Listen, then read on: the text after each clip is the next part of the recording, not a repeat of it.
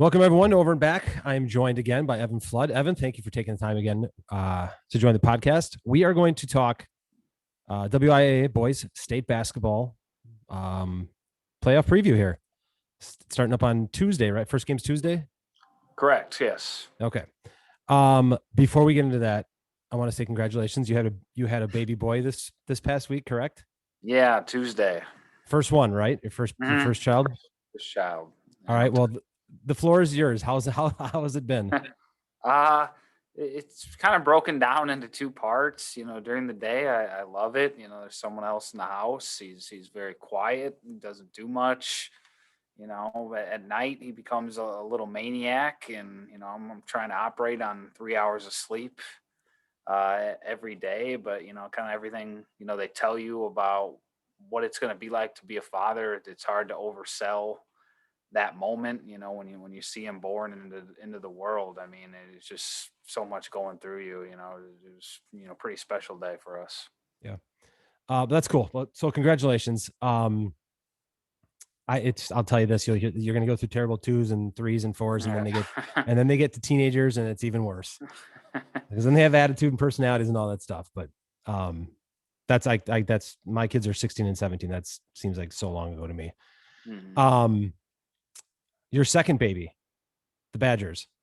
Any thoughts on the Badger game today? Yeah, it was a little expected. I think Wisconsin played about as well as they could have in the first half, and I didn't think they really had much room to get better. So I expected Michigan to make a run. You expected them to kind of get their feet wet.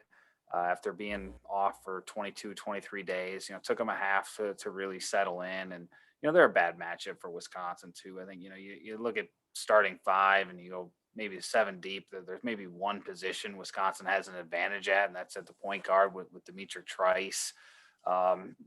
Very disheartening loss though, when you're up 14 at home against a team that good, against with a win that, they really needed, been splitting about every 2 games for the past 4 or 5 weeks now. They fell to 0-4 against the top 3 teams in the Big Ten. They've got a really just terrible stretch coming up here where they got to play Iowa twice, Illinois again, Purdue on the road. So this was one I thought they really needed to have. On the other hand, they had a loss like this similar last season, if you remember, at Iowa. There was a game after Kobe King left that they played out of their minds, for probably 30 minutes and blew it against the Hawkeyes on the road. And, that turned them around. So maybe this is a wake-up call for them going into March. Obviously not going to win the Big Ten at this point, barring some, catastrophic moves within the top 4. But, maybe this kind of loss is similar to the Iowa one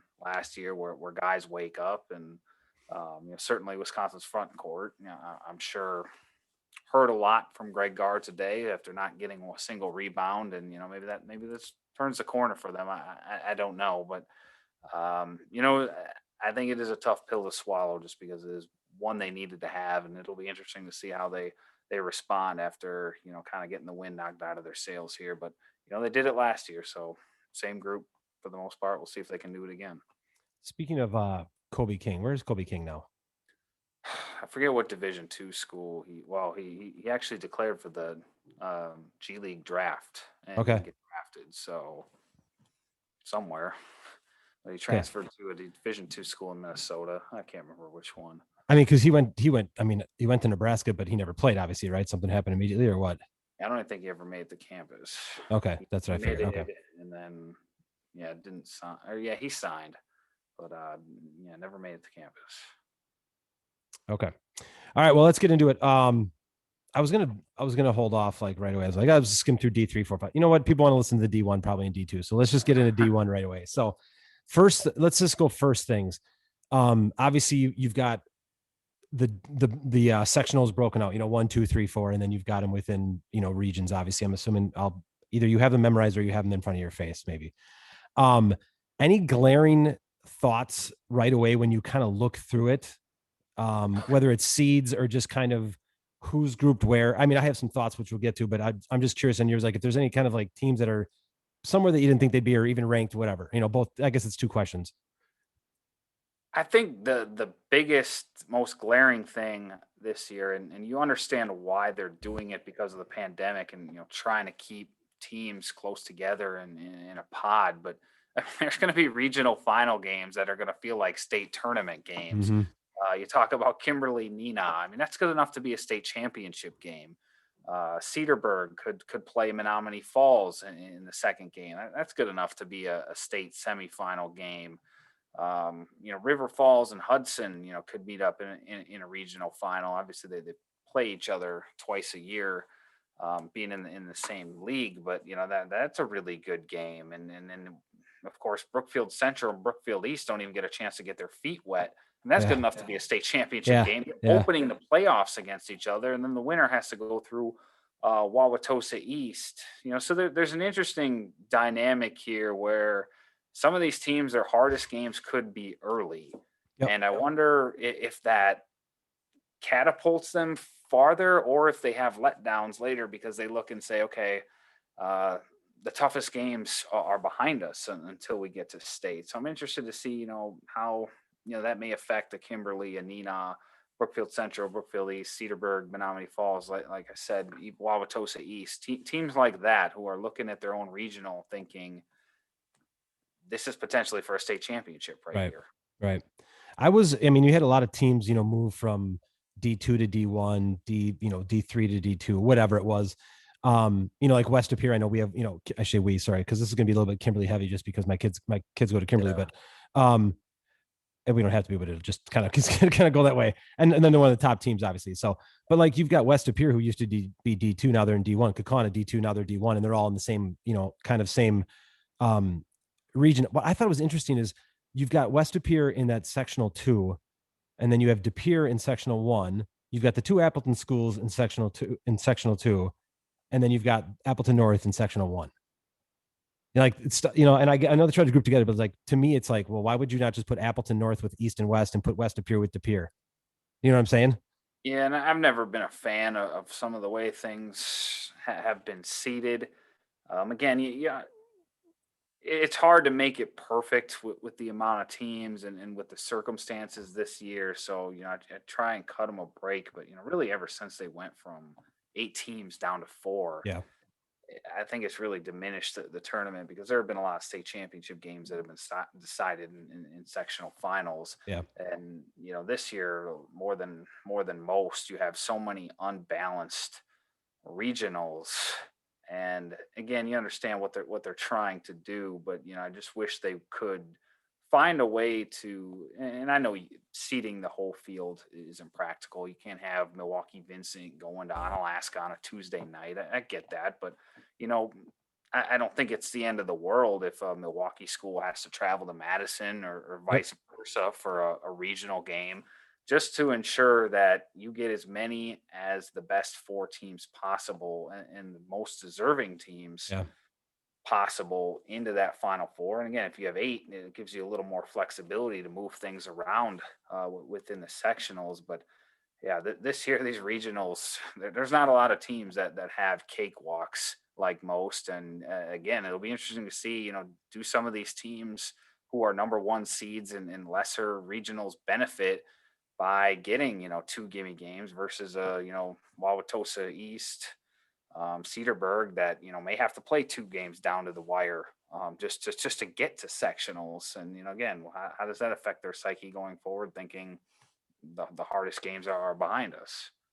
I'm always just because it's my personality, but I'm always of the thought of like, you talk about going, say Milwaukee going to lacrosse or whatever it is. Like I'm of the thought of, what, suck it up. It's for a week or whatever it is. Let's I would love it. And I get that'll never happen, but I would love it if they would rank the kids or the teams from 1 to whatever and then just pop it out that way, you know. And it's obviously it's a different year now. I mean, so we're missing the Madison area schools are not in it, correct? Yeah, And then a Madison, bunch, Milwaukee, yeah, and and then a bunch of the Milwaukee teams. So we're missing some really, really good teams that otherwise would be here, correct? yeah, Milwaukee King was a team I think got hurt by this a lot. They were a potential state team out of that regional. Maybe be a number 1 overall seed in that in the old setup where it went 1 through 16 to 18, whatever it was. Madison, I don't know if they had a lot within the metro school districts, Memorial, East, West, but those are usually some. Follett, might have been in contention for a one. I don't know, but usually some solid teams that can go into sectionals and cause some havoc. I don't know if I love making Division 2 teams, Division 1s midway through the season. I Yeah. think some teams got really screwed by that. I think actually some teams catch a big break by doing that because there were some Division 2 sectionals that were really strong, and Division 2 has been stronger than Division 1, for a while now. I don't know how you pull that midseason. I'd rather just see a smaller playoffs, keep things the way they are rather than changing the playing field and halfway through the season, and all of a sudden what you did to that point may not matter as much, and some of the things you did and accomplished during that season kind of go out the window when you shift the brackets around like that. But it is what it is at this point, and I think at the end of the day, given all the circumstances, whoever walks out of this in Division 1 through 5 is going to be, really have earned it. Yeah, I mean, like you talk about I would have loved. Obviously, I think we'd both love it if Pewaukee was in D1 because I mean that just adds another team. I just obviously just want to get the best teams together Yeah, as yeah. possible. But all right, let's take. We'll just go sectional by sectional here. So you're gonna know these teams, a lot of these because you've seen these teams and kids more than I have, obviously. So I mean, I know the area, Fox Valley area. I know a lot of these teams, but so sectional one. I'm gonna ask you for predictions. Like I'm gonna ask you for what your what your lean is or Yeah. what Okay. your thoughts without getting yourself in too much trouble, I guess. Um, so sectional one, what do you don't need to give me one, A, B, C, D, whatever. Just give me your overall thoughts and kind of who you're leaning towards in sectional one, or just kind of bits and pieces of what you want to kind of talk about.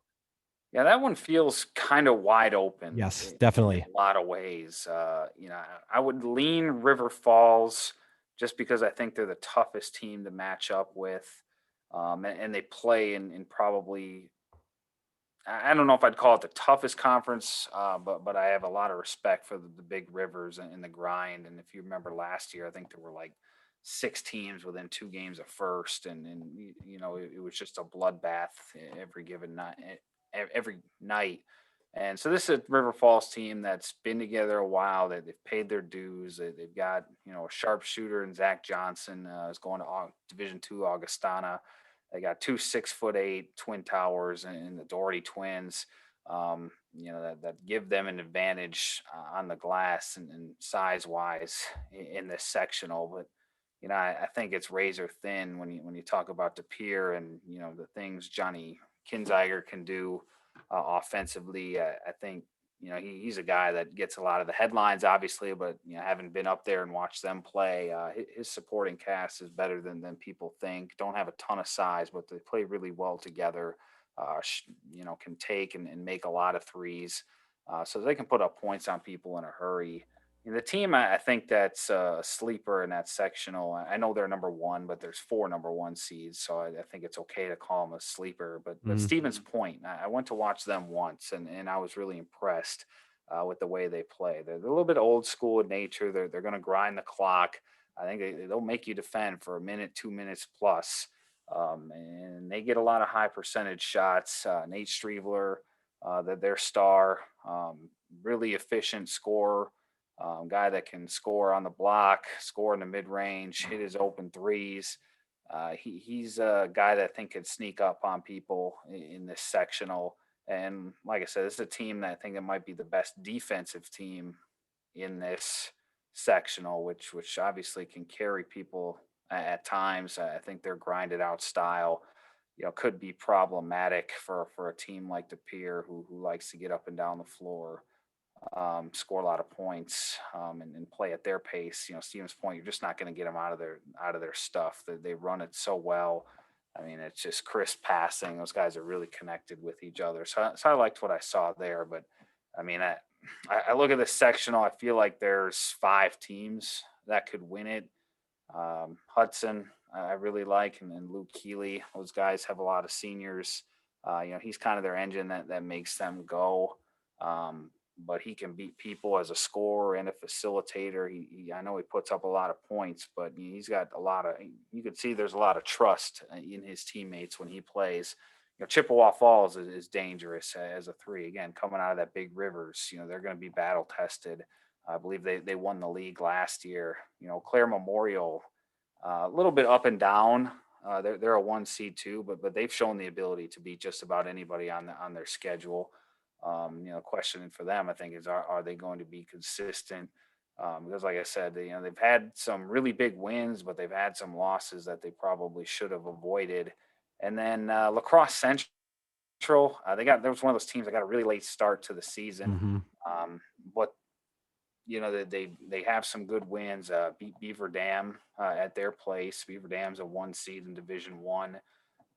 Very young, but very talented. I think they're probably a year away, but wouldn't surprise me if they're in a sectional final again. And those guys weren't headline players for the Raiders the last 3 years, but a lot of those guys have been in big situations before. And then another threat I think is Bayport.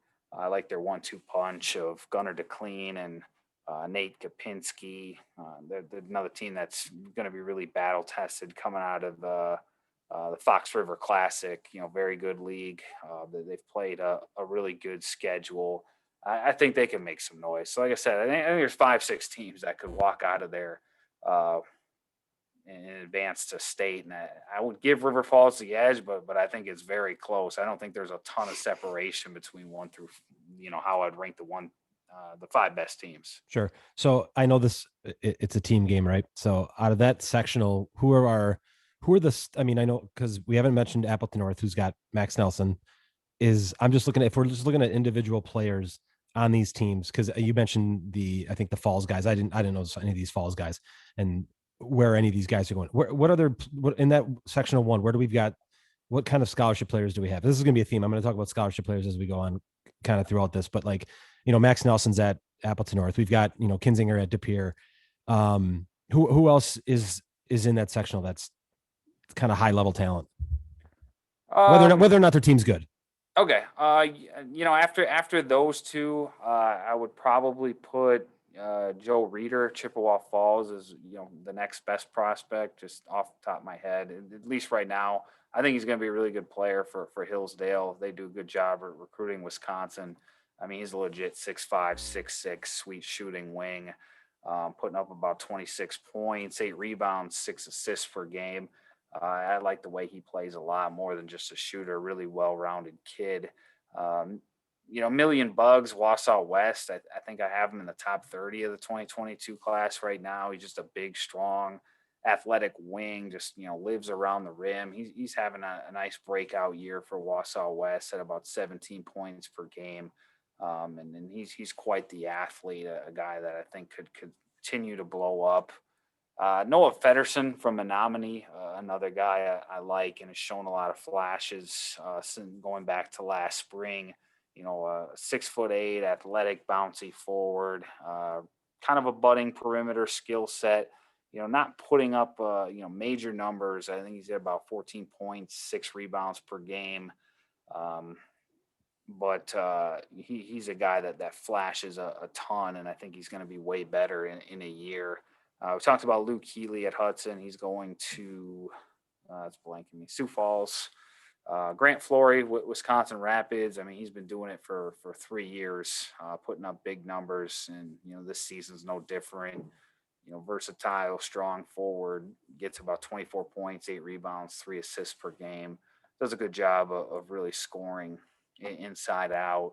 A couple guys I don't want to leave out here. Parker Lawrence, Hortonville can obviously, go off on people. He's had a really under the radar career in the Fox Valley Association. He'll be at St. Norbert's next year. Will Bozer's having a breakout season as a junior. He just picked up a Division II offer from Fairmont State, and he's putting up 23 points per game. I think having one of the bigger breakout seasons in the state this year. Okay. Yeah, I was gonna say Parker Lawrence. He hit like 5. We had a close game against Hortonville on Tuesday this past week. Lawrence hit like 5 threes in a row in the first half. Yeah. It was kind of fun to watch. Okay, so if you had to make a pick, section 1, what's your pick? I'm gonna go River Falls. Okay. I just think they've got maybe I don't want to call him the best player, but a guy that I think I like senior guards, and when it comes to playoffs, I think they'll often go, or their teams will go as far as they take them.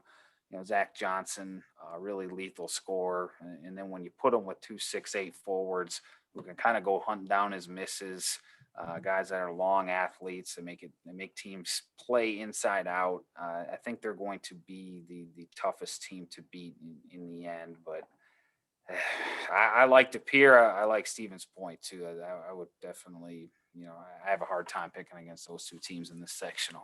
I'm gonna go De Pere. I'm gonna trust my boy Johnny to bring him there. No, De Pere, I tell you what, man, I've said this podcast was gonna be tough for me because I had to edit myself before I talk about kids and stuff like that in certain ways. But like Yeah. they've had some, like they lost to Oshkosh West. No offense to Oshkosh West, but Oshkosh West is not a good team. They're towards the bottom of the FVA, and they lost to Oshkosh West. They had some bad losses, they had some good wins.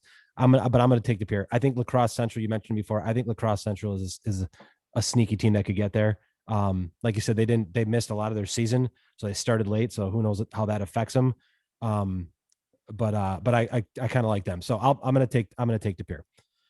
We're gonna end with sectional two. Sorry, just because Kimberly bias here. We're gonna end with sectional two, and well, let's move to sectional three.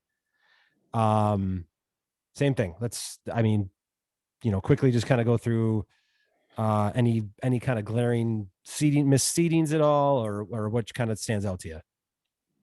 I would say I like the way it's seated for the most part. I don't have any bones to pick. Maybe the top of that, Sun Prairie as a 3 feels really sneaky. Another team that started late. They've got maybe the best player in that regional in that little pod, and the best prospect in that pod as well. They got a freshman by the name of Cole Hansen, who I think is going to be a really good player in the 2024 class. And then their stars, Ben Olson, who I really like, and I think can carry them a long way. I don't know. It's hard with their resume to give them 1 or 2 over Wanakee and DeForest, but I think Sun Prairie's every bit as good as them based on what they've done so far and based on the players they have. Other than that, Fort Atkinson as a 2. I don't know much about them, but that did kind of surprise me. I thought Janesville Craig Janesville Parker had a really good year. Yeah, Fort Atkinson 9-5. I'm kind of pulling up their resume. I got to be careful what I say because Mike Hintz was my old high school coach, actually. Fort Atkinson now, but that kind of caught my attention, and they did pick up, I believe, a nice win over Elkhorn early in the season, but Elkhorn never really materialized into what we thought they were going to be. So I thought Parker was probably more deserving for a 2 at 16-8. And they played a really loaded schedule. They got a win over Monroe, which is a really good win. They took Edgerton down to the wire as well. Edgerton's having a great season. They've got a win over Beaver Dam. Tight loss to DeForest, who's the number 2 seed. Tight loss to Wanakee, who's a number 1. Tight loss to Martin Luther, who I believe is a number 2 in Division 3. So they've played some people and certainly held their own. I probably would have put Parker as the 2 there. In that pod with where Milton's the number 1. Yeah, like these teams, I'm not completely familiar with. I know, what's his name from Waukesha West, Cameron. Alessi, yeah, Yeah, yeah, Cameron. yeah, yeah. I mean, are they the favorites in this? Are they the favorites in this sectional? They would be my pick. I think they are the best team coming out of the best league. Again, I like senior guards and in February and March, and he's just had a phenomenal season for them. Really put Waukesha West on his back at times, and he shows up in the biggest games. You never have to worry about that kid. I love his mid-range game, so efficient in the 16 to 18 foot area. Just knows how to get to his spots, know how to set defenders up. and he can be just as lethal as a point guard too, and just finding guys. He's played with these guys. It's not a great supporting cast, but he's played with these guys for a long time. He knows where they're going to be. Very in tune with each other, and some of these guys like Cal Crone, Peter Skogman. They got another senior that made some big plays for them when I got to see them as well. These guys can hit shots. They're not afraid of the moment. They kind of took their lumps a little bit last year when I think they went 12 and 11, 13 and 11, but they were way better than they were supposed to be. If you remember that Waukesha West team from 2 years ago with David Skogman, Chris Breedy, Rocky Martinez, they were loaded. A team that got upset, could have maybe won a state title in Division One, got upset in the section finals. They lost everything last year, and plus he really held it together well. And now they're kind of in the finishing stages of this run here. So they're really battle tested, been around the block. They've won together, lost together. And again, I think, best team right now who's played in the best league, being the Classic 8 and won it. Yeah, I think they are a favorite, but I wouldn't call them an overwhelming favorite. Sure. Um, Obviously you've got, Milton's normally was D2, right? So they're up to D1 this year. Yep, yep. So that's Jack Campion, correct? Yeah, saw them against Janesville Craig. They're really impressive offensively. When they defend, they're a very scary team because they got the fastest guard in the state, in my opinion. I don't even think it's debatable, at least with the ball in his hands and Campion, and they're just kind of a get it and go offense. And he's so fast, and they surround him with a lot of shooters.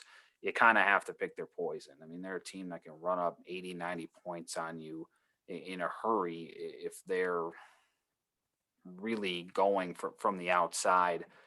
So they'll go as Campion goes, and I've been a big fan of his. I think I'm going to move him into the top 10 of the class of 2022 player rankings here after the season.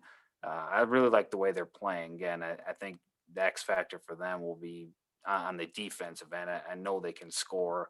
Don't necessarily have a lot of size. Don't necessarily, with the pace they play at, you're obviously susceptible to giving up a lot of easy buckets as well. So, but they are a scary number one team. I think in terms of who I would not want to see, uh, they would be I think the most difficult team to match up with just based on their style and personnel and what they do. Because they're just one of those teams. They can probably beat anybody on any given night with the way they can score and the way they make teams pick their poison. Okay, and then you've got, I guess maybe I've never seen Milton play. I know I've seen Jack Campion play, obviously, but it sounds like they're kind of similar to Hamilton with Resch. I mean, they're very, Hamilton's Resch heavy, right? I mean, Resch, they do what Resch does. Even though I know they've got a lot of good players, but like for the most part, when you see them beat like good teams, it's because Resch had like 30 or 40 points.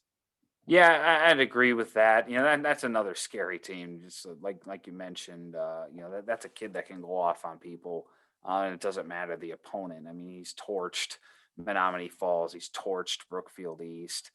He's really proven his worth since Patrick Baldwin Jr. went down. And the last time I saw them, or last two times, I think they pretty much were running everything through him. And Mm-hmm. it's not the typical Sussex Hamilton team that will get up and down the floor. I mean, they were a lot more patient. It was obvious they wanted Resch taking the majority of the shots, but for them to go deep, I think they're going to have to find something else. Yep. That guy, in my opinion, is probably Luther Smith, the sophomore guard.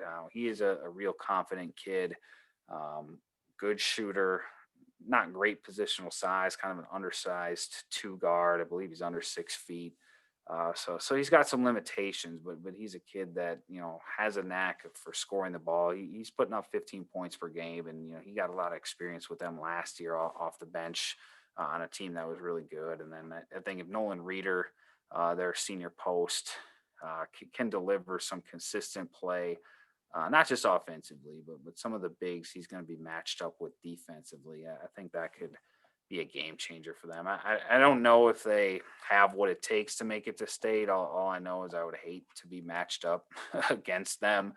And I think they can beat anybody in this sectional without a doubt. That was a really, I think I messaged you that day because I was actually surprised you didn't show up in Kimberly when we played Sussex. It was a really, really weird game. We throttled them. I mean, I think we were up like Yeah. 30 at halftime. Resch couldn't get anything off really.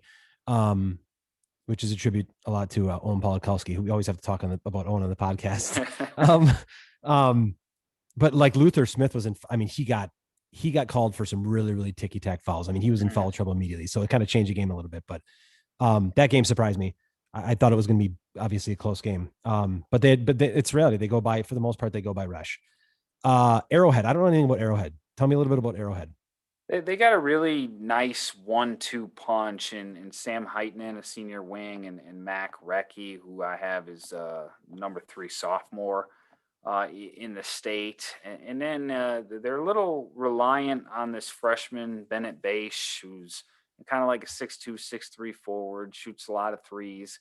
You know, not necessarily a guy they run a ton of offense for, but he certainly gets his fair share of shots within that offense. They were so reliant on Carter Gilmore last year. So they've had a better season than maybe I thought they would. 14-9 is their record, but that doesn't do them a lot of justice with the schedule that they played. You look up and down. They played Wisconsin Lutheran. They played Menominee Falls. They played Pewaukee. This is all out of conference. And then, of course, you got the 2 games against Waukesha West, played Brookfield Central as well. And they were in all those games, too, if I'm not mistaken, except for the Wisconsin Lutheran game. So they've battled some of the best teams in the state. They're starting to fade a little bit towards the back end of the season. Had some kind of eye-opening losses to Marquette by double digits, Waukesha South by double digits as well. So that was kind of an eye opener, but it was enough for them to get the number 1 seed. I think there's some significant distance between them and Waukesha West in the Classic 8. They finished 2 games behind the Wolverines. I don't think they have the same depth that West does. They lost the first meeting by 12.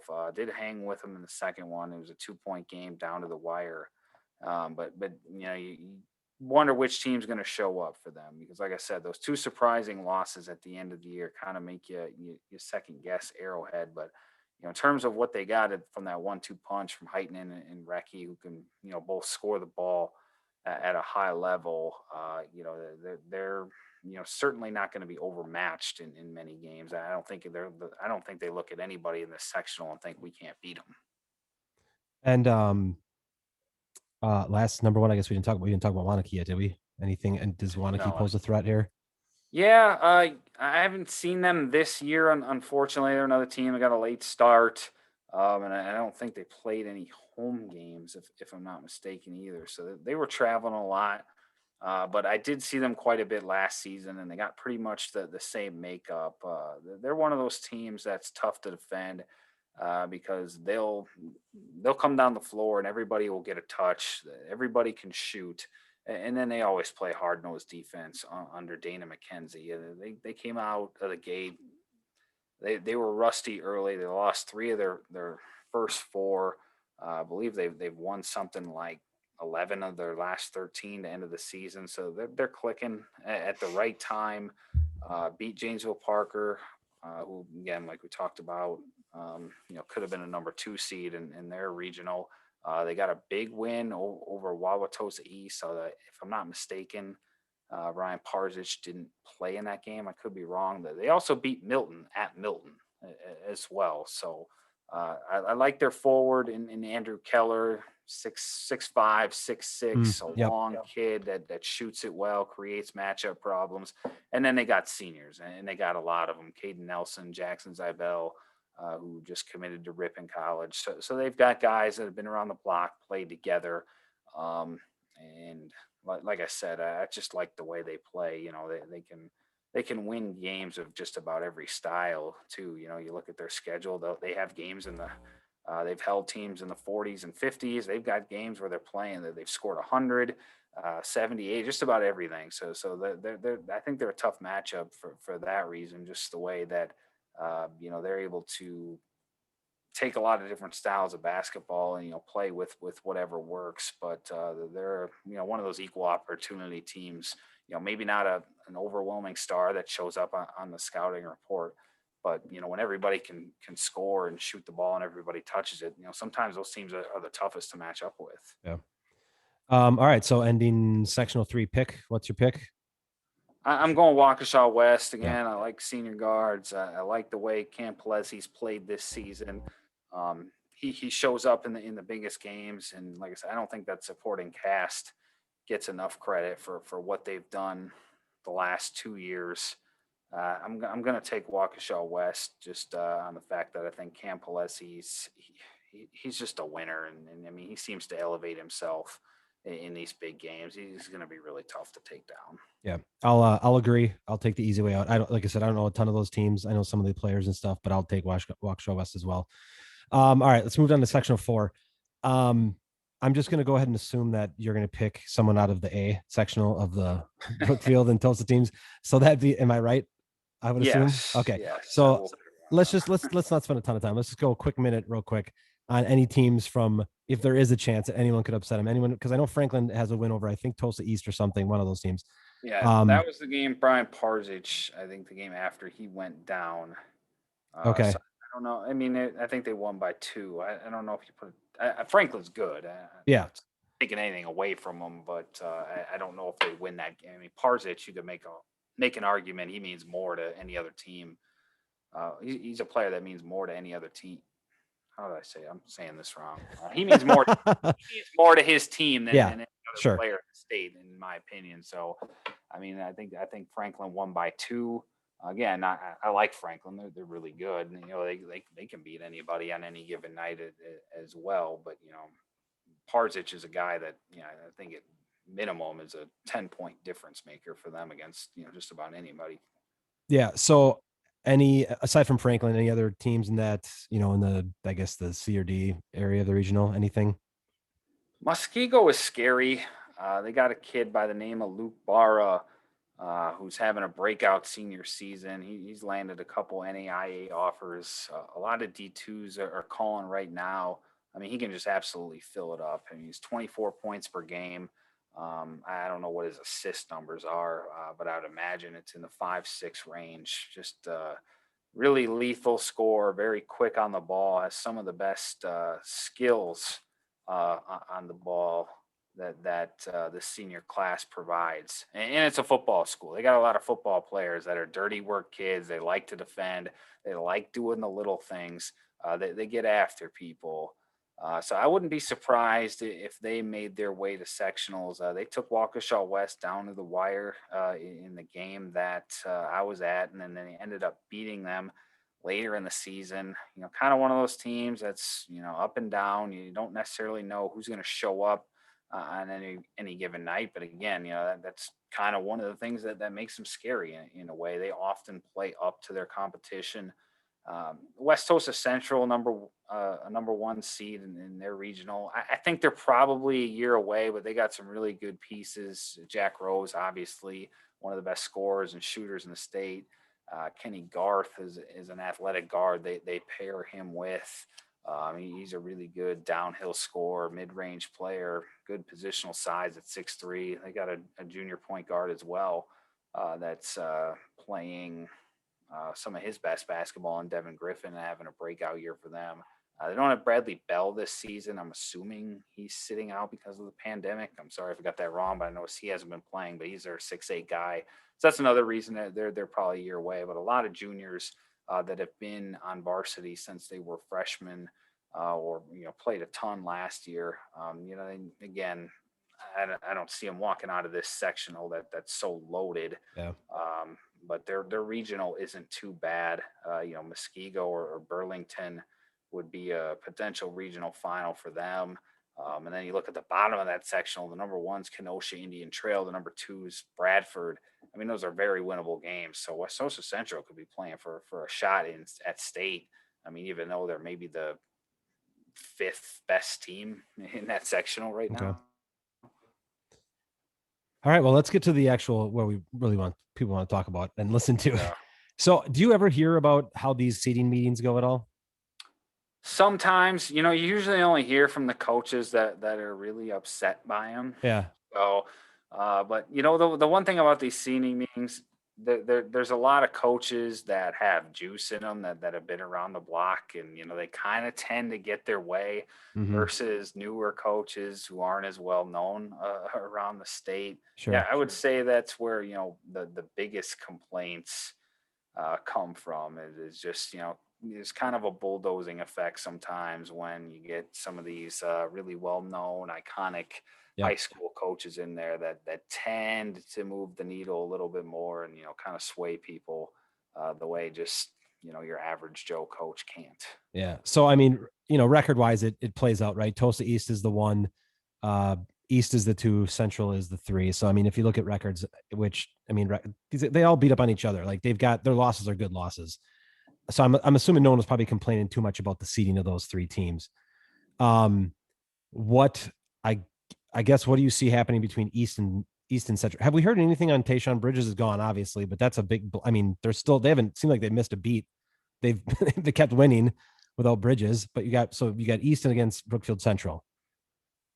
That one's a real tough one to call. I mean, on paper, um, in my head says Central just because that team and that program, for whatever reason, they're like the Michigan State of Wisconsin high school basketball. It doesn't matter that the season they always have good seasons, obviously, but Mhm. in March they just hit another level, and often play some of their best ball, and they have one of the best trios in the state, and David Joplin's going to Texas, Ben Now who's going to St. Thomas, and Andrew Rohde, who's a sophomore guard that very well could play his way to the Junior. division.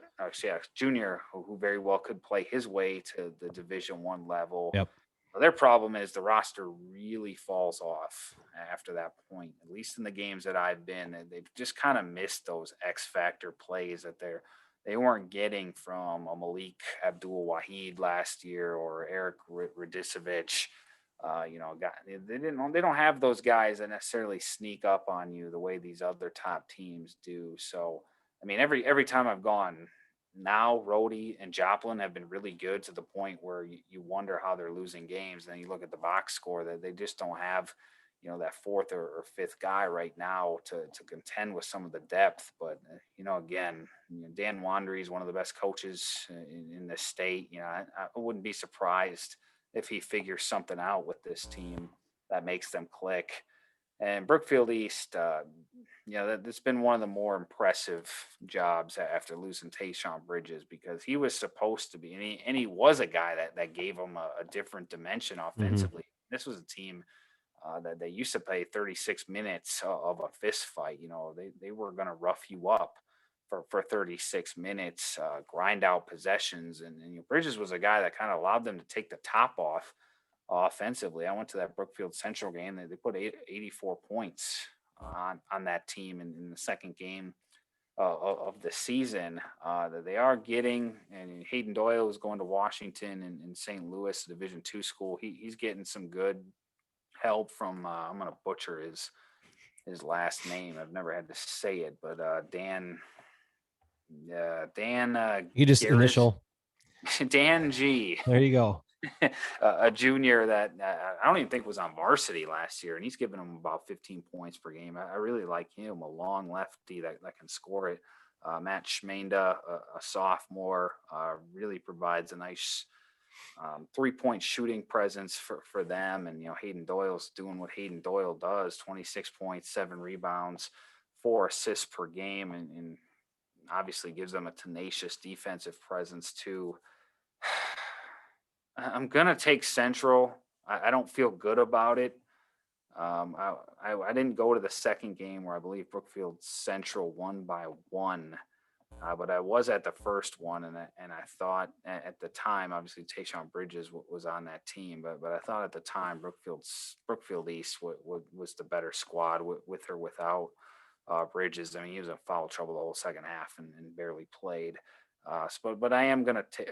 I'm crossing my lines. I'm taking Central just because they're just one of those teams that get better when playoffs come, and I think it's I just can't see a guy like David Joplin and Ben Now, just two competitors like that going out Yeah. in their first playoff game. Yep. Right. It's so It's weird. hard to see Baden Doyle doing that too, but Yeah, the it's weird. career those guys have had, they've played in state championship games. I just can't wrap my head around them going out like that. Yeah, it's absolutely crazy that they played Friday night right away. So obviously, if you get, I've taken Central too. So then they're going to be playing Tulsa East. No disrespect to Tulsa West and Marquette, but just they're going to be playing Tulsa East. Um, Thoughts on Tulsa East? I've liked this team for a while.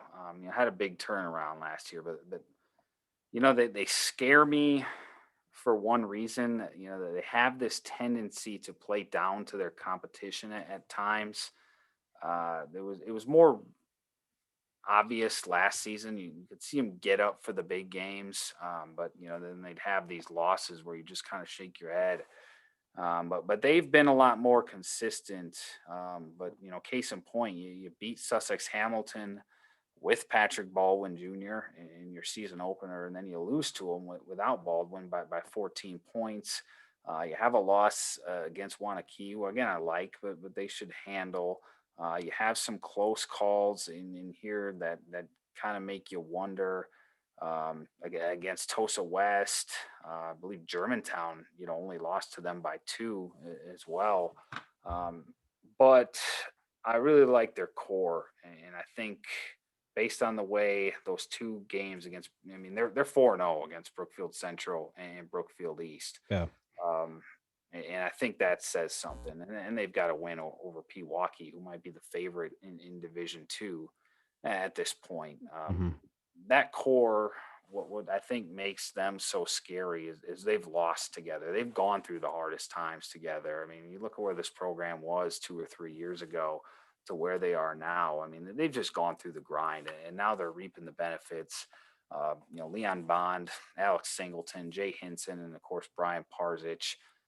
They play so well together, and there's obvious love of the game between those four, especially from Parzich, who I just don't think gets his due in this state. Going to Northern Michigan, a guy that just lays it out on the line every time and exudes energy through his teammates. It's just hard to pick against them when they swept East and Central.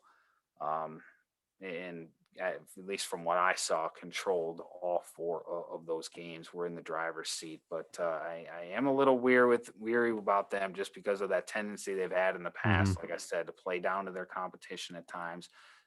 I don't know if they just go in overconfident, thinking they're going to take care of people, or what it is, but they definitely got to get rid of that. And maybe they are one of the teams that benefits from a loaded sectional by playing a Tosa West team in their opener, a Tosa West team that almost beat them, and then Central East, which again, good enough to be a state championship Yeah. game, Right. a regional final. Well, like it's the switch you hear all year, right? Is you can't. It's hard to beat a good team 3 times, or it's hard to beat any team Right, three right. times. So who knows? Um, are about these guys? Obviously, Parzix is, but what are Parzix is? Are the other 3 guys Henson, Singleton? Who am I missing? Oh, and Leon. I know Leon is. Are these guys all scholarship basketball players? You think all 4? Um, I think just Bond. I would probably peg Alex Singleton as a D3, just because he's kind of unconventional as a 6'5" power forward. Kind of an odd shooter. He shoots it well from 3. He's got a really long, odd release. But I mean, if I were Division Three, I would love to get him. I mean, I think he's a difference maker at that level. And then Hinson, I think, could have a real good career at the D3 level too, as a scoring 2 guard. He shot it well all season. Does a real nice job of putting it on the deck and scoring in that 10, 12, 14, 16 foot range. Also has the body and athleticism to finish at the rim. So I could see him being a real nice 3-level scorer at the Division Three level. Okay. All right. So you're taking Tulsa East as your pick. Yes. Okay. I am as well. All right, let's get to the last sectional, which is sectional 2. We're just gonna focus on 2 spots because I think that's where we probably, unfortunately, am. If these teams, people are listening in 2B and 2C, like Beaver Dam, if you're listening, you know what? Then you can prove me wrong, I guess, or prove us wrong if you're mad about it. Let's first tackle Falls I think because right, we're thinking. I mean, this is going to be Kimberly Nina or Falls Cedarburg, right? Those are the two. I'm assuming those are the two games we're kind of on the Yeah, map, right? I think those will decide it. Yeah. So let's talk Cedarburg Falls first. I think the biggest thing with Falls right now is the unknown of Stephen Clay. Do you have information? I do not. Sorry. I know more than Evan Flood. Yes, you do. So, well, I've heard a bunch. I guess I don't even know what's true anymore because these kids yap and talk, and who knows what's true and who's not, right? You know what I mean? So, you knew? Did you? I'm assuming you knew he was hurt, right? Yeah, I heard he was down. I don't know to the extent of what's going on with him though. Yeah. So I don't really know specifics of the actual, I guess, injury, and I'll be vague just to keep privacy things, whatever. But so here's his knee. First off, if you're not 100%, in my opinion, why don't play, right? Like this kid's future goes beyond a state basketball tournament in Wisconsin, right? I mean, if he is not 100% with his knee, my suggestion would be, Steven, you probably don't want to play. Just my thought. Agreed or no? I, I I don't disagree with what you're saying. I just think I think any of us who can remember our days, playing at this level, it's hard to sit on the sidelines with a team that talented and just kind of let it go. Yeah, I don't have that Um, memory. well, I mean, Menominee Falls, I don't know if they're a team that can win a state championship, but again, they've shown the ability to beat just about anybody. I'd have a hard time walking away. I don't know what the injury is. I mean, if it's very serious, obviously, I don't think you play around with it. Right. It was it something that was lingering all season and then he made it worse. I think that's a different story. Yeah. Um, you know, maybe he thought it was worth the risk. It's just it's hard. I think for 16, 17-year-old kids to see past the now at times, and that's what you appreciate about a lot of these kids too is they not worried about themselves. He's worried about the team and trying to get them as far as they can go, and if that costs him some time on the AAU circuit, maybe he's fine with it. But it's hard to judge a decision without knowing exactly what he was going through or maybe what he was told by his coaches or Sure.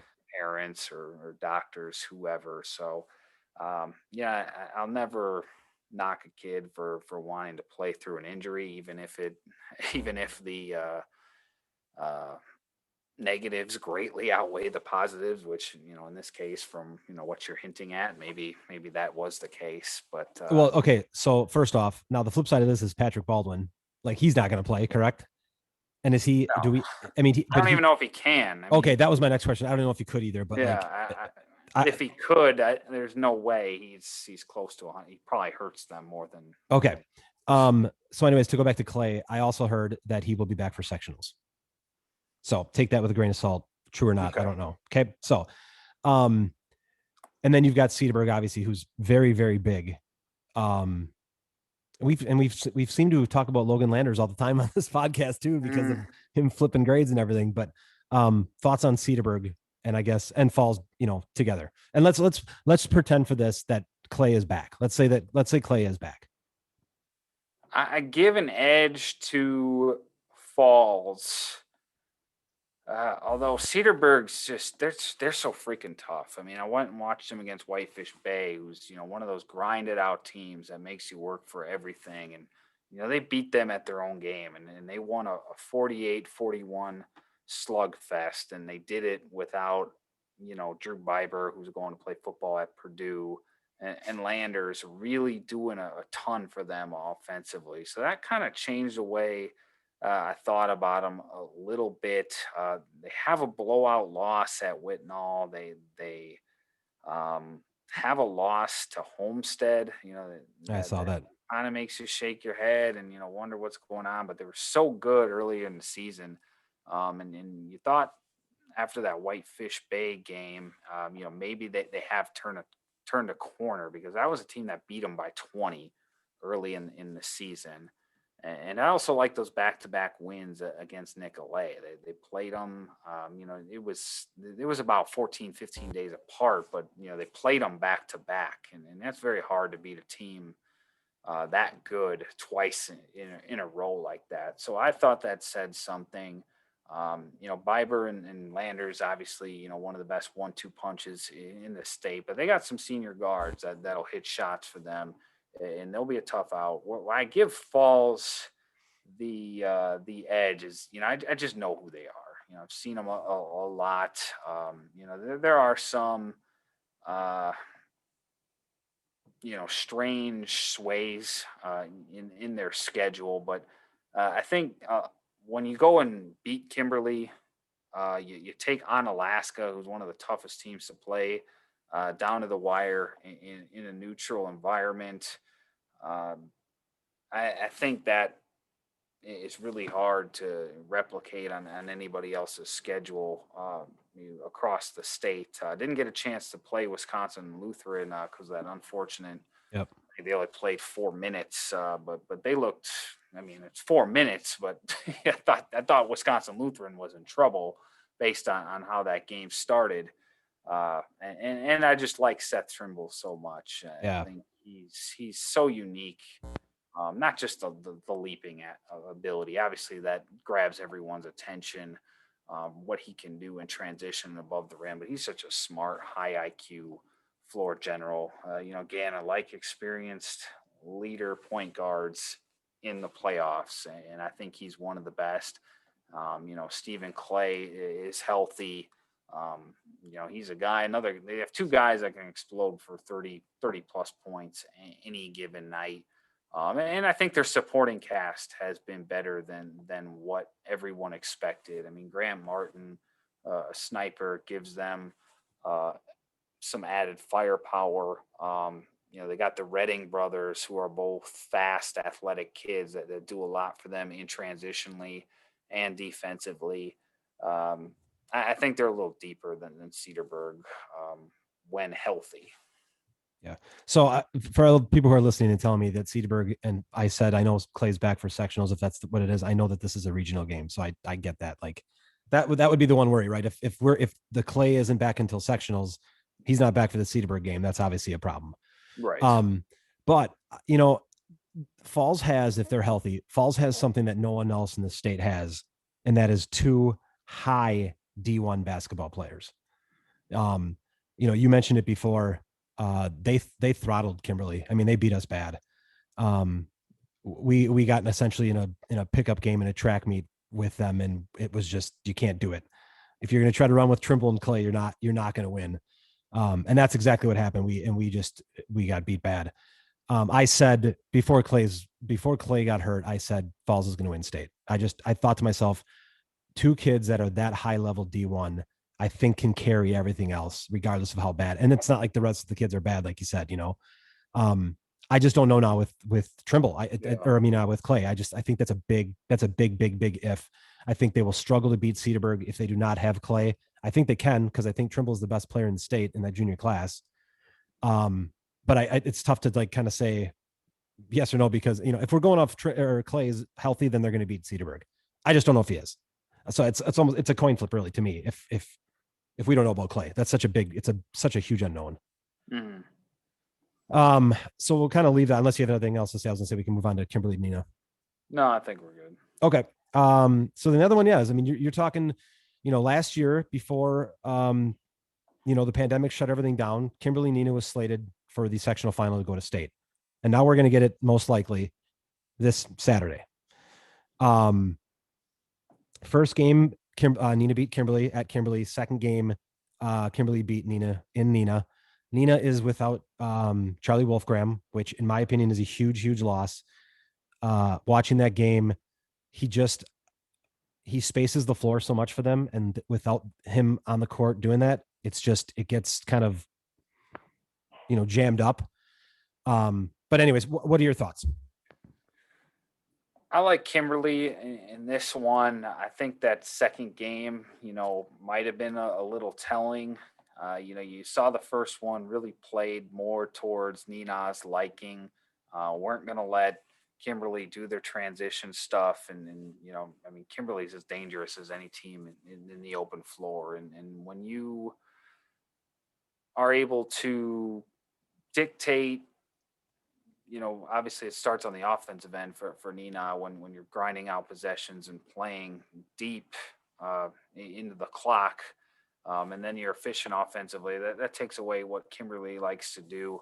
Obviously Kimberly was going to do everything in their power, I think, to turn that around in the second game. And when you win by 15 at somebody else's place in a rematch game, obviously there's the chip on your shoulder factor that plays into Kimberly's advantage, but I think that's a little telling in that way, and in terms of some of the adjustments that Kimberly was able to make. And to be honest, you look at Kimberly, and everybody's going to talk about Jackson Pavletsky, Grant Assman, Owen Pawlikowski to some degree, Jackson Dudek, all good college prospects. But the guys that Nina and a lot of teams in Division One don't have are Tommy Ellison and Cal McGinnis.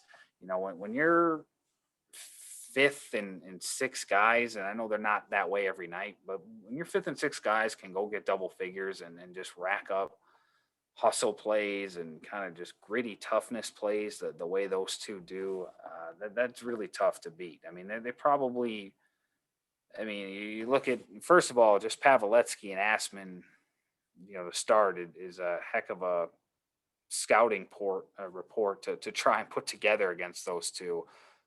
Even if you somehow are able to slow them down, which Nina wasn't, although I believe they held Aspen to like 5 points, and that's another sign too. When Aspen scores 5 points, do you still win by 15? Yeah, right. I think that's a good sign for Yeah. for Kimberly.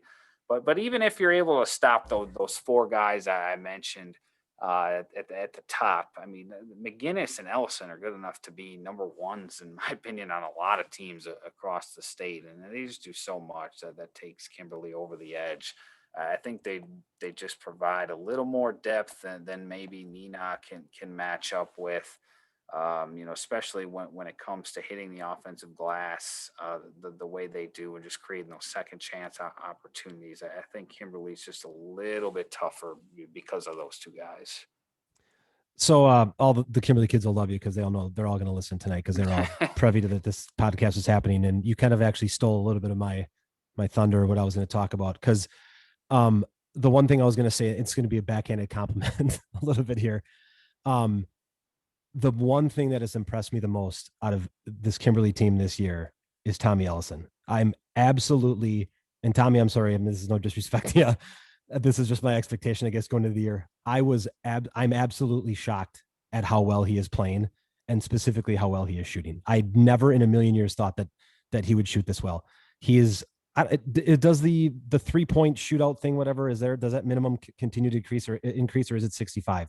And does it stop at the I end of the don't know year? anything about that. I don't know Okay. anything. You know what sports does, I right? know With what their, it is. okay. Yeah. So Tommy's like at six, he's at like 53% from three, and he shot 63s. Like I keep waiting. And again, no offense, Tommy, I keep waiting for this to stop, and it's not stopping. And he is by far, like, because you know what, you knew Pav's gonna be Pav's Pav. If you know Pav. Asman's, Asman's 6'10. I mean, he's, you're gonna get whatever you're gonna get out of Asman. Tommy's the one kid that I just did not see coming at all this year. Because I didn't know what to expect going into this year, and Dudek also came out of nowhere. Dudek didn't play last year. Yeah. I mean, they came off the bench and blow up minutes, and Dudek's going D2. Yeah, they have so much firepower. It takes, and this is a stat, and they know the stat. I mean, if opponents are going to listen to this and they're going to get some scouting report right here, if you look at their 3 close games this year, the loss to Nina, the loss to Falls, and the win over Pewaukee, if you look at those main guys that shoot the ball, so it's Pav, Asman, Owen, Cal, and Tommy. If you look at the 3-point percentage in those 3 games, it is bad. So part of that is attributing the fact that you're playing good teams. You know what I mean? Like, you're playing better teams. They close out and stuff like that. But it was just something that I just kind of, because I'm a stat guy, I like looking at stats and stuff like that. That was the glaring thing to me. I'm like, well, okay, well, we've played some good teams and we don't shoot well. That's kind of what happens if that happens again in the playoffs. That would be the one thing I think could be the Achilles heel, because Kimberly does take a lot of threes. Yep. And they can get in these zones where, I mean, the 2 games I went into, I mean, they're just in these zones And guys are taking shots after 1, 2 passes. I mean, they're just pushing the ball in transition. Guys are running the wings. They're letting it fly. Yep. I mean, when you're hitting them, they look really good. I mean, you look in my opinion, the the 2 games I went to, I didn't see a better team in the state, and in those 2 games, obviously a or 3 games. Well, if you include the second half against Pewaukee, not the first half. Yeah. Right. I didn't think anybody played to that level, regardless of competition. But I was also thinking, man, I mean, you're very reliant on the 3-point shot where you have an off night. Yeah, I don't know if some of these teams in a sectional semifinal like Beaver Dam, or West Beaver Dam would be the only one in that sectional semifinal that could possibly catch them, and even I think that's a reach. Nate Abel would have to play out of his mind in order to get them over the hump. Nina could obviously knock them off, but they're a team, in my opinion, that if they get 2 3-point heavy and shots aren't falling and they don't touch the post with Dudek and Aspen enough, I could see them get caught. But just in terms of the way they can explode offensively, the way they share, move the basketball. I mean, I walked out of Kimberly 2 times saying, "What do you do to stop them?" Yeah. If they've got 4 or 5 guys that can kill you from three. They've got size, they've got toughness. They're about as complete of a team as I think there is in Division One. Yeah. Tommy's shooting. I said Tommy's shooting over 50%. Pav's over 50% from three. Cal's just under 50%. Asman's got a low percentage because he really just has not shot the well at the beginning of the year. He's really started to catch fire these last few games, so he's coming around at the right time. There's the thought of all of those guys being cold on a night is just it's probably not very likely. And I don't, and if you look at the sectional too, I don't think we'd even see Beaver Dam because Beaver Dam would be probably the 3 seed because Kimberly's going to get the 1 in that if they win their regional, and whoever's in 2B is going to be the 4. No offense to those 2 teams, but it's just reality. Right. Yeah, you know what I mean? So because they reseed them at that point. Okay. Okay, so we're talking Kimberly. So I'm obviously I think I mentioned it before. Without Wolfgram, I just don't think Nina has it. I think it's a big loss for them. I think Kimberly's going to handle Nina. I'll go Falls over Cedarburg. So we're gonna, and I don't know what same thing for you, whatever. But all right, so who's coming out of that sectional then? Kimberly or Falls? I like Kimberly. I wasn't at the game. I saw obviously Falls won by 16. Yeah.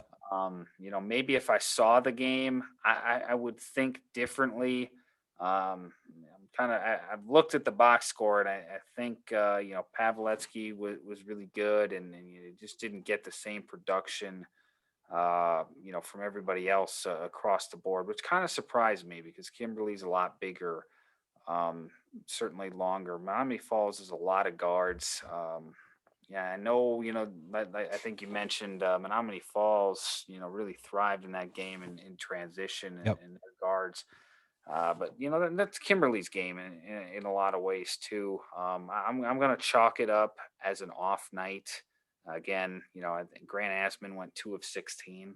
That's not going to happen again, especially against a smaller team. I think you make some adjustments to take advantage of his size. And then Jackson Dudek's just been getting better and better, Yep. Throughout the season. I mean, Northern Michigan looked like they did a terrific job, kind of evaluating and feeling out the trend on that one. Ellison and McGinnis, the 2 guys I talked about, only took a combined 4 shots in that game and scored 3 points. I think that's highly unlikely again. I know Stephen Clay and Seth Trimble kind of had their way in that one, but they were also the only 2 guys in double figures. I don't know if even if Clay and Trimble are both flirting with 30-point efforts. I don't know if I see that one playing out the same way again. I'm going to take Kimberly to advance to state. Again, I like to ride with the most complete team, and I think that's them. Okay. I would agree. I think Kimberly's just playing right now at a different level, and if I didn't pick Kimberly, I would be kicked out of the village of Kimberly. Are we both assuming that do we both have Tosa East and Kimberly in the championship? What was my I had River Falls. Waukesha West, and then Falls. Depends how who's the one? Kimberly's got to be the one, right? Because they've got number one in the state right now. You'd assume. I know it's one. I would assume that they would be the one, right? Because they're the one. Okay. So Tulsa East Tulsa is East to 2. 2. Waukesha West is Tulsa 6. East Tulsa East Waukesha. If Waukesha West matched up with Tulsa East, that would. I'll still take Tulsa East, Kimberly. Okay, But, I will too. I would like to see how it got seeded. And the thoughts on that game? I made my mind up after that Oshkosh North game. I was taking Really, against Oshkosh North of all the games? Yep. I know. I didn't get to end the second half against Pewaukee. I thought, kind of solidified it for me. In the end, I don't know if there's anybody that's slowing down Jackson Pavletsky the way he's playing. And the thing about him is he doesn't even need to score. I No. mean, he'll get his 20. He'll get 20. He'll make it look easy. Yep. But he can beat you with 10, 11 assists. Too. I've always said he could average 15 to 20 assists if he wanted He to. sees the floor so well. He's so much better of a point. I always kind of chalked him up as a 2, undersized 2. He's so much better of a point guard than Well, here's I ever thought he would be. So because last year when he was a sophomore, he played off the ball because Jake Buchanan. So he was Right. mostly off the ball. Here's the thing though, and they're starting to do it a little bit more. Hint, hint. When you take Pav off the ball, dude, he is if Pav is open, he's a 90% shooter from 3. It's unbelievable. So these times throughout games, I'm just like, take him off ball, put him off the ball, put him off the ball, put him in the corner, whatever. Let Owen run point, let Tommy run point, whatever. Or get the ball to Asman in the post, kick the Pav for a wide open 3, and it's 3 points. It's a layup for that kid. So I think he's, as great of a point guard as he is such an amazing knockdown shooter that to take him off the ball is such an advantage as well within that team. We are down one player. We haven't mentioned this person. So Brett Proney had knee surgery. So Brett, I hope you're doing well. It's a loss. I mean, Brett's a big body down there. He's a good rebounder. Luckily as we've talked, we've got a ton of depth. There's also the factor this was a team that, I don't know if they would have won it all last year, but they certainly could have been playing for a state title. Yep, for sure. I think there's that factor too, where guys maybe felt they got robbed last year, and there's an added chip on their shoulder that really probably only Brookfield Central can match, but Brookfield Central hasn't. They've fallen short of expectations all year. I don't know if they're, how confident they are going into that, regional depth. Right. So I think, that gives Kimberly an advantage too, just a sense that, they got denied a chance to potentially win a state championship. Yeah. So, and I mentioned earlier, scholarship players. I think Kimberly has something that no one else has. And that is, in my opinion, we have 4 scholarship basketball players on our team. So you've got Asman, you've got Pav, you've got Dudek, and you've got, in my opinion, Owen is a scholarship basketball player. He will be at some. There's someone is going to get Owen, and Owen has got an amazing ceiling. And then you also have Seth Myron, who doesn't play for him. Yes, that's how good that team is. Yeah. That guy is a top 30, 35 right now, and he doesn't see extended minutes. And Evan, we haven't even mentioned my kid either. That's right. You've never seen my kid play. He does play. He plays at the end. He gets in the end of the bench. He gets in. I'm just joking around. Love you, Jay. But you've got 3. Peroni he's out, but he's a scholarship football player. Tommy's going to UConn for baseball as a preferred walk-on, and Cal's going to Bradley for baseball. We've got the team players that play all this are all scholarship players of some sport. So, I'm with you. I think Kimberly is going to win it all. I think by far they have just 1 through whatever you want to go through 5, 6, 7. I think they've just got the most amount of talent and better players. Mm-hmm. But I think it's going to be good. I think Tulsa East it's a team that obviously, as good as the FVA is, it's Kimberly and Nina. And then there's just kind of some other teams. It's just the way it is. Right. And, Tulsa East, I think in order to beat Kimberly, you'd have to win that matchup. That Leon Bond Grant Aspen matchup would have to go heavily in favor of of Tulsa East, and Bond's obviously a kid that can win it, but he's given up some size, given up some length. Aspen's done a real good job defensively. I mean, Aspen's one of the most underrated post defenders in the state, in my opinion. I mean, they're a guy, they'll let him switch onto the perimeter and he'll defend guards out there the way he moves his feet. Bond I don't want to say he's lost in the shuffle, but he's surprisingly their fourth leading scorer. Now it's a Mhm. very balanced team. They also got Marcus Bowe, who's going to play football at Purdue, and he's a nice little weapon, an X factor for them. Just a big body that can move. But in order for you look at how these teams match up. I mean, best case scenario I think for Kimberly is that Parzic and Pavletsky cancel each other out. Um, Asman Bond cancel each other out. Pavletsky Singleton, or I'm sorry, Polakowski Singleton, could potentially cancel each other out. And then, the four Jay Hinson, Jackson Dudek. I think, Dudek is where you start seeing a significant advantage, in terms of talent and college prospects. And then it sways heavily, towards Kimberly. Yeah. So Parzic, I know will show up. Those other four, especially Bond, I think would have to have some of their best games of the season. Based on what I've seen from a couple of viewings of each team, and how they stack up on paper. Well, I saw Bond was out for a game or two, wasn't he? Do you know why? I don't. Yeah, he's been out 4 games if I'm not mistaken. Okay. I did not hear what happened to him. All right. Okay, so we're both taking Kimberly over Tulsa East. That was a long way to get there, but we got there. Hmm. We will not spend nearly as much time on any other comments on D1. Otherwise, we'll go through D2, 3, 4, 5, whatever, real quick. No, I think we're good. All right. So if we go to D2, I mean, is this just an Onalaska Pewaukee, and that's it? Uh, Wisconsin Lutheran. Wisconsin Lutheran. I got to take them seriously. Whitefish Bay, like I said, they're one of those teams that if they get their pace, they're really tough to beat. They got a go-to scorer in Jaden Jackson's going to Division One, Northern Arizona. This team won 20 games this year. They were close, right down to the wire with Nina in their season finale.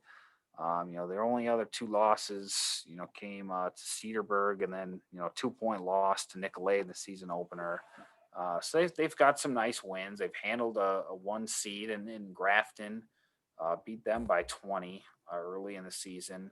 Handled Martin Luther, who's starting to play really well and turn a corner. Again, not a team I necessarily see holding a gold ball, but certainly I think one of the more difficult teams to prepare for in this state just because of their style. Monroe would be a team that I think is dangerous as well, and could potentially win it if they get some consistent play. They're kind of were like Tulsa East a little bit last season. I know they're 13-1 this year, but team that had a tendency to kind of play up or down to their competition.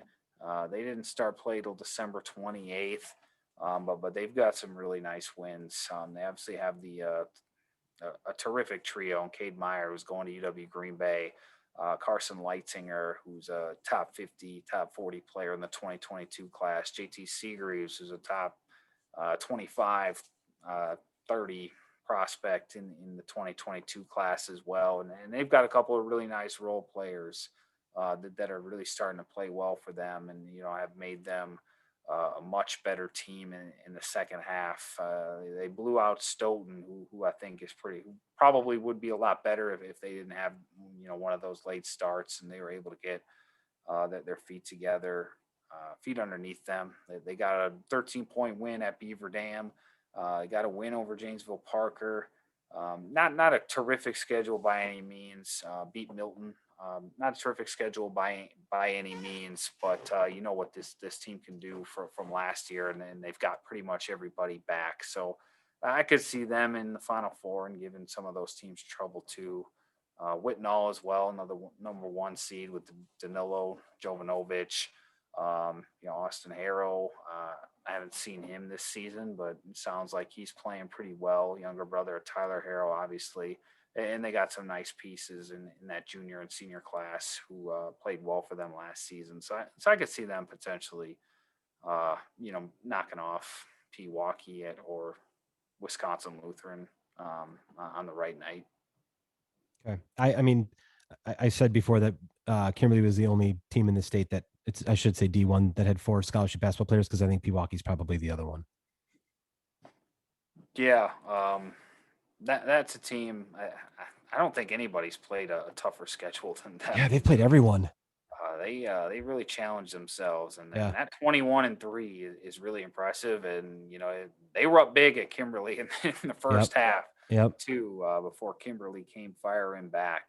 So that was one that got away from them, and then the other two losses at Wauwatosa East in a good game, and then at Brookfield Central Brookfield East, excuse me, lost by 5 at their place. So for that schedule, for them to come out with wins over Arrowhead, Sussex Hamilton, Neenah, um, beat Wisconsin Lutheran, who's a conference opponent, actually beat them twice.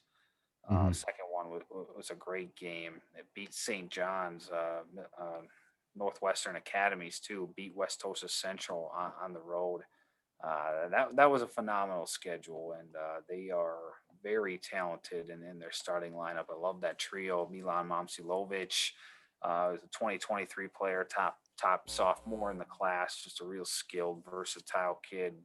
Got mismatch nightmare written all Yeah. over him for the future. Ashton Janowski, I'm really high on in the 2022 class. Just a really good shot making point guard, maybe the best mid range game in the state. I mean, he's just automatic when he, Yep. when he gets into there. Really smart, high IQ point guard too that can probe and makes good decisions with the basketball.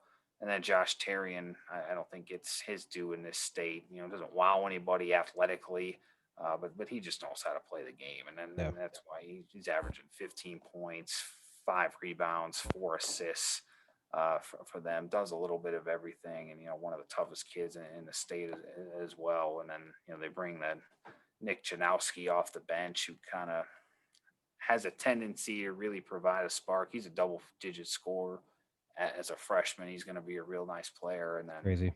I like their point guard too, AJ Hintz, who's a senior. Yeah, he Not, surprised me. not always going to score a ton of points, but he's really quick, and Yep. he makes you guard him, and he's just one of those guys I think you'd hate playing against, just because he's going to run you all over the floor for 36 minutes, make you chase, and the minute you forget about him, he gets right to the rim. Yeah. Yeah. He impressed me when we were down there playing them, obviously. I'll take, we'll just get to it, I guess. I'm going to, before we get to who we're going to take here, the player to watch in D2. Have you ever seen Mason Dorn? I've only watched film. Oh, Evan, this He kid doesn't is, play AAU. I know, he is incredible. He is one of the smartest basketball players I've ever seen play. The amazing thing is, so they're a 1 seed. Mm-hmm. I keep it. I hate that I got to say no offense to all the time. It's a total podcast. No offense to the rest of the Seymour players. They're not the greatest, right? They're just not. They're not. Mason Dorn is on just a completely another level. He doesn't like, he gets his shots up, right? He gets his shots. He has to score. Yeah. But almost every time he makes the right basketball play and passes, if it's passes, no matter what, even if he knows that him shooting is probably a little bit better chance of going in, he'll still, if it's right basketball play, he's passing the ball. He is such a joy to watch. I'm mad that he doesn't play AU, because you could have seen him more. He's just amazing. I hope that they go far, because I just love watching him play basketball. It's just fun to watch. But you have to watch for sure.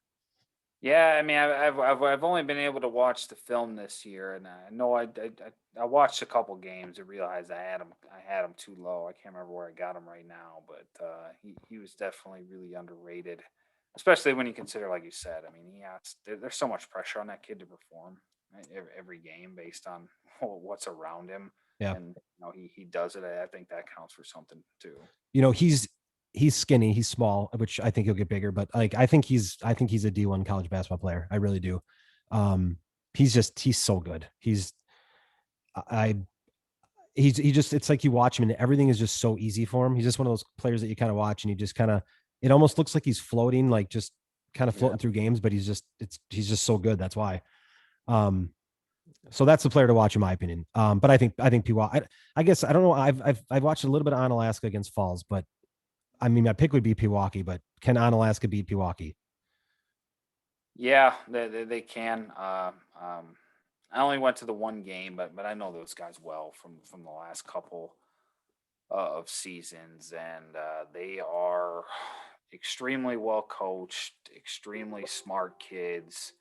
Again, they're not by any means one of the more talented teams in Division II. When you talk about college prospects, they got a kid going to Division I and Gavin McGrath, but it's no secret. He's going to be a project for them and a guy that still needs to develop.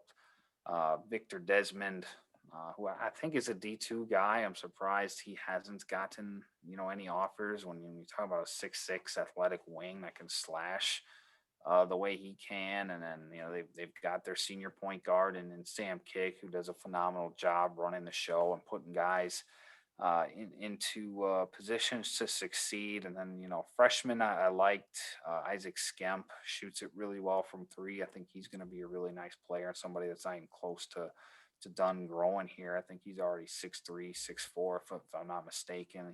He's got some length to him.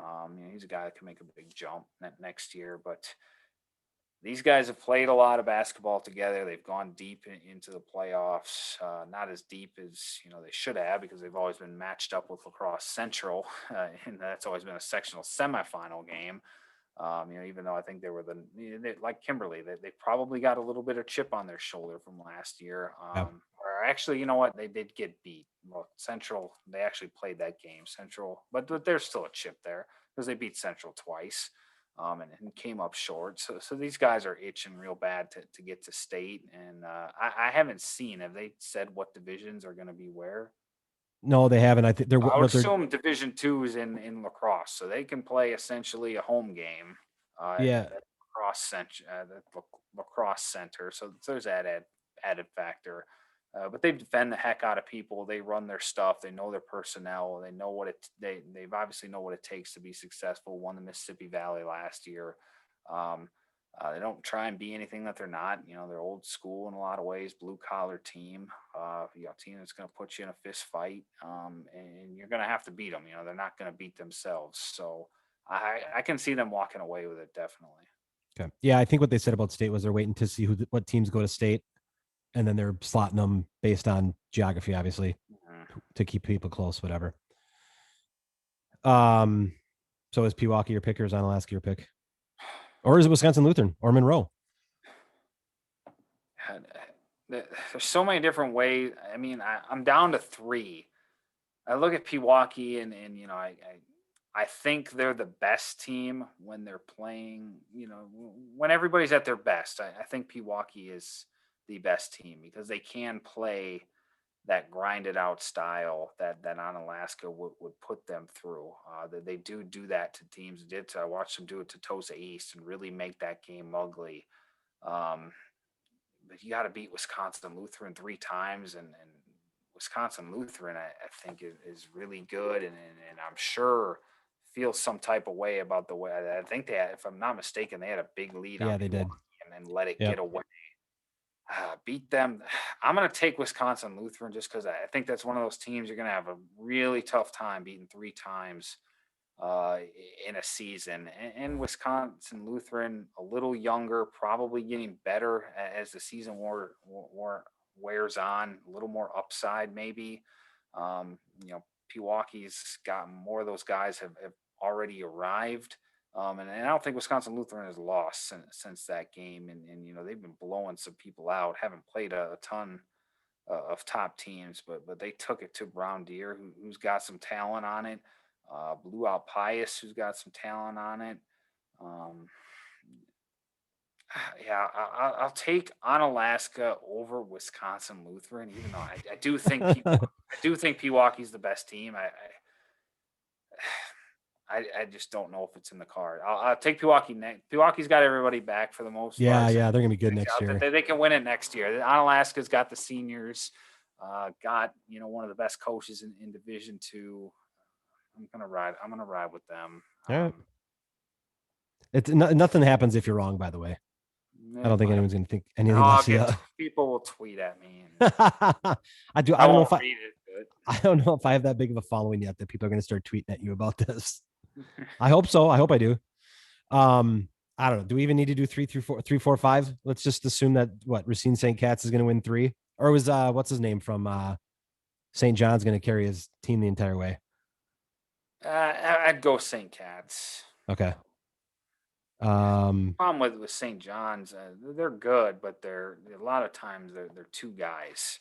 Yeah. And I don't know how far that can get. I mean, Podzinski, will keep him in it.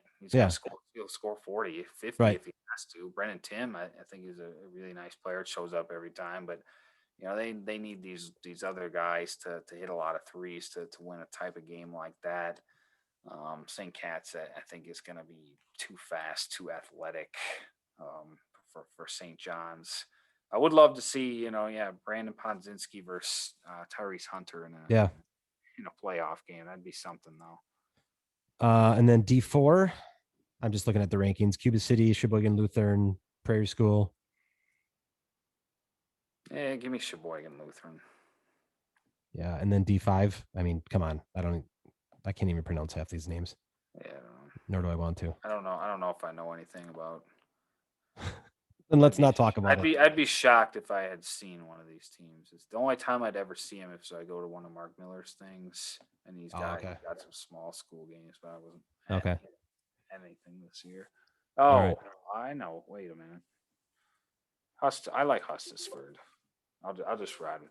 I know the Dylan Keel kid, probably the best player. I'll just take a shot in the dark. Hustisford. Right. That works. I don't even pick anyone. Where are you at for where do you get to go for these games? I'm going to Baraboo on Tuesday there's 2 games. Middleton and Verona are playing, and then Sun Prairie, Oregon. Okay. My son cooperates. Yeah, I suppose.